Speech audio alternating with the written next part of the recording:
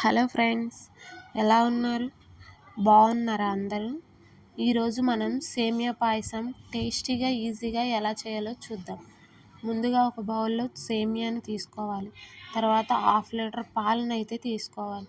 తర్వాత 10 నిమిషాల ముందు నానబెట్టి శుభ్రంగా కడిగి పెట్టుకున్న సగ్గుబియ్యంను, రుచికి సరిపడా పంచదార, కొంచెం జీడిపప్పు, కొంచెం కిస్మిస్లు, 3 యాలుక్కాయలను అయితే తీసుకోవాలి. తర్వాత స్టవ్ వెలిగించి గిన్నెనైతే పెట్టుకోవాలి.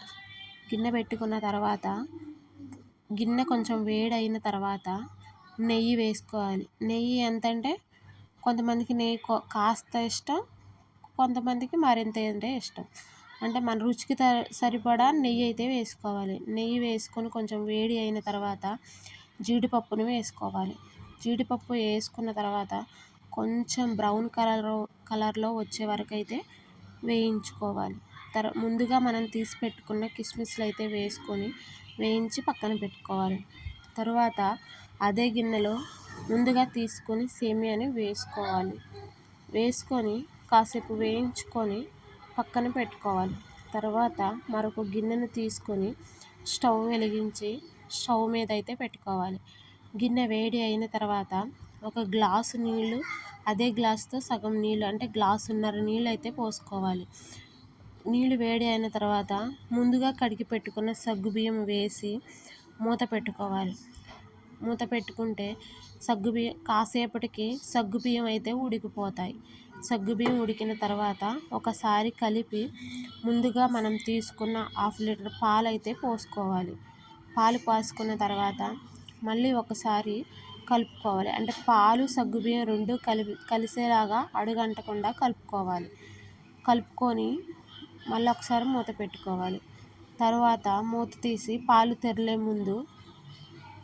తెరులుతూ ఉంటాయి. తర్వాత పాలు తెరిలినప్పుడు వాటిని అడుగు అంటకుండా కలుపుతూ ఉండాలి. కలిపిన తర్వాత ముందుగా నెయ్యిలో వేయించుకొని ఉన్న సేమియానైతే మరుగుతున్న పాలలో వేసుకోవాలి. వేసి గడ్డలు లేకుండా మంచిగా కలుపుకోవాలి. కలుపుకున్న తర్వాత సేమియాను కలుపుకుంటూ ఉండాలి. సేమియా కాసేపటికి ఉడికిపోతుంది.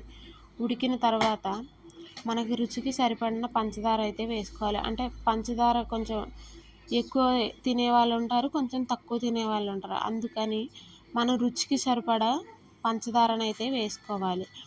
పంచదారను వేసుకొని అది కలిసే వరకు బాగా కలుపుకోవాలి. అంటే అడుగు అంటకుండా కలుపుకోవాలి. కలుపుకున్న తర్వాత ముందుగా మనం నెయ్యిలో వేయించి పెట్టుకున్న జీడిపప్పు, కిస్మిస్లను వేసి బాగా కలుపుకోవాలి. కలుపుకొని తర్వాత మనం ముందుగా తీసుకున్న 3 యాలుక్కాయలను వేసుకొని కచ్చాపచ్చగా దంచుకోవాలి. కచ్చాపచ్చగా దంచుకొని పక్కన పెట్టుకున్న యాలుక్కాయలను అయితే వేసి మళ్ళీ కొద్దిసేపు కలుపుకోవాలి. కలుపుకొని మూత పెట్టుకోవాలి. అంతే, టేస్టీ అయిన సేమియా పాయసం రెడీ అవుతుంది ఫ్రెండ్స్. ఒక్కసారి చేసుకొని చూడండి. నచ్చితే లైక్ చేయండి. ఎలా ఉందో కామెంట్ చేయండి. సబ్స్క్రైబ్ చేసుకోండి ఫ్రెండ్స్. Bye friends.